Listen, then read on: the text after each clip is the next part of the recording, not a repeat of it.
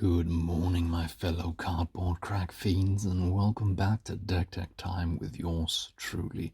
Today we're having a look at a mono black deck with King Macar, the Gold Cursed. I am so excited to show you this because there is so many awesome flavor bits in here, so much cruelty. Of course, if you somehow weren't aware, King Macar is the Theros stand-in for King Midas, the Greek king who was cursed with a touch that turned everything to gold, which inevitably led him to deep depression because, he couldn't even touch his loved ones. So, yeah, very tragic and very gruesome, and we're gonna have a lot of fun with this because when he becomes untapped, I can exile target creature, and if I do so, I create a gold token. It's basically a treasure token before they came up with treasures. It's what it does. Well, it's not called a treasure, so it doesn't synergize with anything that's actually referring to treasure tokens. But hey, you get the gist. So what we want to do is get this guy tapped and untapped as often as we can, and all our other creatures and things synergize with that. So let's get right to it. We've got a Night Market Lookout, a lovely little 1-drop 1/1 that when it becomes tapped drains each opponent for 1 life and we gain 1 life.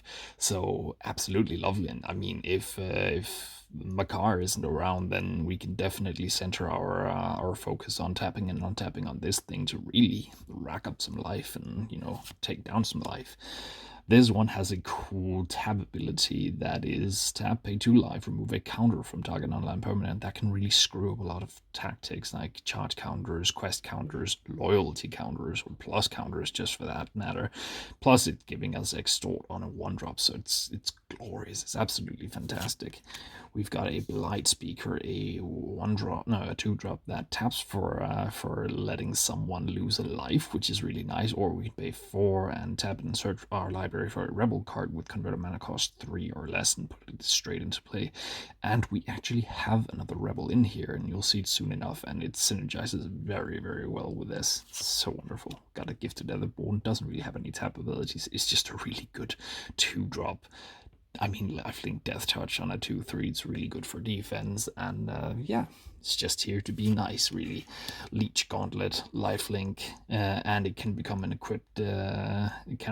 equipment, which is really nice for some of our bigger boys that want to swing out and deal damage. Wrathy Trapper, here we go. That was the other rebel we're talking about. A weirdly color-shifted guy who can pay. We can play 1 black to tap him to tap another target creature. For instance, our commander, or we can also use this defensively, which is so weird for black. We can tap down like a big threat that the opponent has and keep them from attacking us, so that's really interesting. Siege Zombie, and 2/2 2-drop that we can tap 3 untapped creatures we control to have each opponent lose 1 life. Not a massive effect, but hey, I mean we'll take anything we can get, plus they're losing life, so that's lovely. Skarstack High Priest is so fucking cool. If another creature died this turn, we can tap this guy, tap 2 other untapped guys we control, and create a 5/5 flying demon token. That is pretty damn powerful, especially if we can get in some tap on tap shenanigans. That can really be good. We've got a Tavern Swindler, a wonderful piece of art. And I mean, tap, pay 3 life, flip a coin. If you win, then you gain 6 life. If we feel like gambling, and if we've got the surplus resources to tap and untap her a bunch of times, then that can really make a swing for the better or for the worse. So that's cool. Black Oak of Odinus is so cool. I wish this card was better, that it could somehow use its abilities a bit more, but it's pretty good for this deck. It's got Defender, it's a 0/5, and it has pay 1 black, tap another creature you control, tap another untapped creature that you control, and then this one gets +1/+1 until end of turn. So yeah, I mean, I can't really attack with it, but it can definitely become a more potent blocker. But what's important here is that it will let us tap any of our creatures, so that's really cool. Plus, look at that gorgeous foil. We've got a Corrosive Mentor. This one is really more here for like flavor reasons because it gives all your black creatures Wither. So in a sense, it doesn't give them Death Touch, but it definitely makes people feel a lot less happy for being touched by our creatures here. So, and also look at that foil. It's so glorious. glorious. Nadier's Nightblade. Whenever a token we control leaves the battlefield, each opponent loses 1 life and we gain 1 life. We're going to be creating gold tokens left and right, and probably also some other tokens at some point. So this is just going to steadily sap away some life. Got a Royal Assassin, tap, destroy target tap creature. Like I said, we've got ways in this deck to tap down creatures, not just our own, so that's lovely for this guy. Scribnibblers, tap, exile the top card of target player the library. If it's a land, you gain 1 life, and whenever we have landfall, we get to untap this thing. So yeah, that can really mess up someone's game plan, especially if they just did some sort of like scry effect or a tutor to the top of the library. So that's really lovely. Seventh of Timurid. When it becomes untapped, each opponent loses 1 life and we gain that much life, or we gain life equal to the life lost that way, and it even has regeneration, so that's really cool. I mean, of course, you can see it's Karl Kopinski who drew it, an absolute bomb of an artist. Undercity Scrounger. If a creature died this turn, we can tap this thing to create a treasure token, so that's really lovely. Got Vargoth, Blood Sky Sire. He doesn't really have a tap ability, but I mean, when he attacks, he does become tapped, so that's relevant, I guess.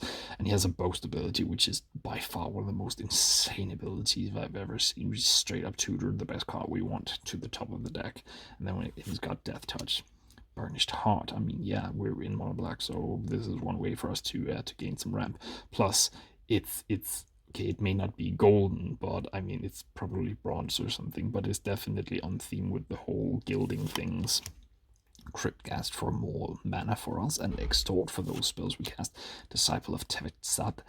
Taps to give a creature -1/-1. If we can untap this guy a bunch of times, then we can really murder some things. And if we really need to, we can pay a bunch of mana and sacrifice this guy and give something -6/6. That's good.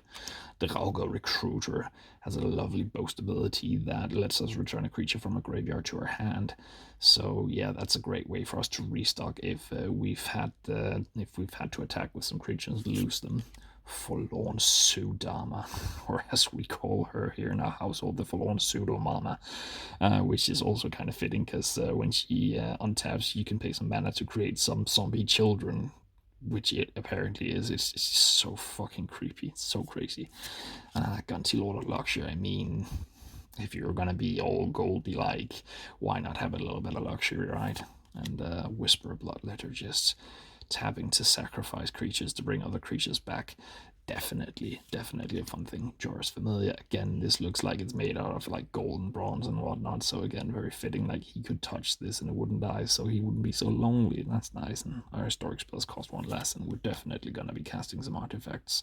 You'll see them soon enough. Magus off the coffers, so damn good. Pay 2, tap, make 1 black mana for each swamp you control. That's the good stuff. Vermiculus can be hilariously funny in this deck. Whenever an artifact comes into play, it gets +4/+4 until end of turn. If we can generate a few treasure tokens or gold tokens in a turn, this guy can become huge. I believe this one is called War Chanter of Mogus or something like that. When it becomes untapped, you can give Intimidate to a creature for the turn, so that's cool. Helldozer, so damn cool. 6/5, pay 3 black, tap, destroy target land. If that land is non-basing, untap Helldozer. A lot of people like to use special lands in Commander, so this can really mess someone up fiercely. Marionette Master, yes, please. Whenever an artifact is put into a graveyard from the battlefield, target opponent loses life equal to Marionette Master's power, and it has Fabricate 3. I mean, with all them gold tokens, they count, so that's cool. Nadia, Agent of the Dusk Canal, yes, please. Whenever a token leaves the battlefield, this guy gets a +1 counter, and when he leaves the battlefield, we create as many of warriors as he has power, so that's definitely a synergy right there. Ninkana Revenant, I mean, yes, please, upping our mana count for the swamps, and it has a sealed ability, so that's lovely. Shot of Void Dragon, Satan, however it's pronounced. When it attacks each opponent, sacrifices a non-permanent. Whenever an artifact is put into a graveyard from the battlefield or exile from the battlefield, this one gets 2 +1 counters. That count our gold tokens as well. This guy is gonna grow very quickly to absurd strength. Vampire Tutor, just because we want some good cards. Claim of Erebos is a lovely aura that goes pay 1 and a black, tap, target player loses 2 life. Very effective. Underhanded Designs, whenever an artifact comes into the play from under our control, we can pay 1 and have each bone lose 1 life plus gain 1 life. So yeah, we can use the gold tokens to pay for that when they trigger it. It's so cool. And if we've got 3 more artifacts, we can pay 1 on a black, sack this, and draw, or no, wait. Yeah, kill a creature. That's what it is. So that's really nice. Court of Ambition. I mean, he's a king. He should have himself a throne, right? And this one, like, it makes us the monarch, so it literally makes us the king, and it will force people to lose life or discard cards. So yeah, in any case, putting them in some serious, painful quandary, it's hilarious. Greed, I feel like, is just so on theme here. You want gold? Oh yeah, you can have gold, but it's not gonna be comfortable, that's for sure. Sadistic Obsession. I mean, it's probably not very fitting for him, but it definitely lets us tap him and put -1 counters on things. So yeah, he's tapping, doing harm, and when he untaps, he does even more harm. So that's just lovely. Strands of Undeath. I mean, yeah, sure, if we could call him undead. What's really important here is that we give a creature the ability to regenerate for just 1 black, and it even forces a discard when it comes into place. That's cool. Revel in Riches is what he would do if he was happy about it, so that's cool. Null Profusion. It just looks like what will happen when you realize what has what has happened. But yeah, it's so cool. You skip your draw step, which is scary, but whenever you play a card, you draw a card, and your maximum hand size is 2. So yeah, very very cool way of saying that. Yeah, this guy really can't hold a lot of things. Glaring Spotlight to make sure that no one is safe from our touch, our golden touch. Soul Ring, very flavorful, because as the flavor text says, lost to time is the artificer's art of trapping light from a distant star in a ring of purest gold. Yes, please. Springleaf Drum, making mana when we tap guys. Wayfarer's Bob for a little bit of rap, Witch's Eye to scry when we tap. High-speed hoverbike, and it's a bit of a weird choice, but hey, here it is. When it enters the battlefield, we can tap up to 1 target creature. So yeah, we can just do this to tap our commander down or someone else, and we can crew. So that's one way to tap our commander. I initially kind of wanted to put a lot more what are they called, vehicles in here, but then I ended up doing a lot of other things instead, trying to Resonator to double up on our triggers. Thornbite Staff. I mean, these are my decks. You know it's going to be in here. It's such a cool way to get some extra untaps whenever things die. Throne of the God Pharaoh wants us to have a lot of tap creatures, and by God, we're going to try and do that. Mobile Garrison is phenomenal because, yeah, you can tap to crew it, and then when it attacks, you untap another target artifact or creature control, so you can immediately get that trigger from the commander. Patros Seal, tap for mana, and you can pay and tap this to untap target legendary creature control. Relic of the Legends, and taps for mana, and you can tap untap legendary creatures you control to make mana. Staff of Domination. I mean, what can't this thing do? The most important thing is that you can use it to tap or untap creatures. 1,000-Year Elixir lets you use tap abilities right away, and you can pay to tap it and untap target creature. Treasure Chest, very fitting again with the whole gold theme. It's very nice. Umbral Mantle, another great way for us to untap creatures. Dragon Throne of Takia. I mean, just to have this guy sit back, tap, do his thing, give all his creatures giant boons to power. It's lovely. What's it called? Icy Manipulator, just straight up pay 1 tap an artifact, creature, or land. It's so good. The Golden Throne, I mean, couldn't be more fitting. It saves us if we die, and we can sacrifice creatures to it to make mana. What's not to love here? Gauntlet of Power. I mean, yeah, it's probably what he would be wearing, so that he could actually touch some things, and gives our black creatures pluses and makes our lands tap for more. Gilded Lotus, again, feel this very fitting here. Sky Sovereign, console flagship.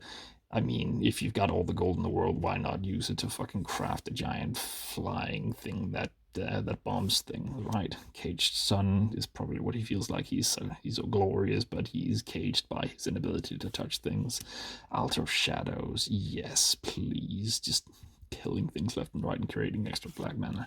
Cabal of Coffers, because yeah, he's got all the wealth in the world and no one to share it with. Cabal Stronghold, same thing.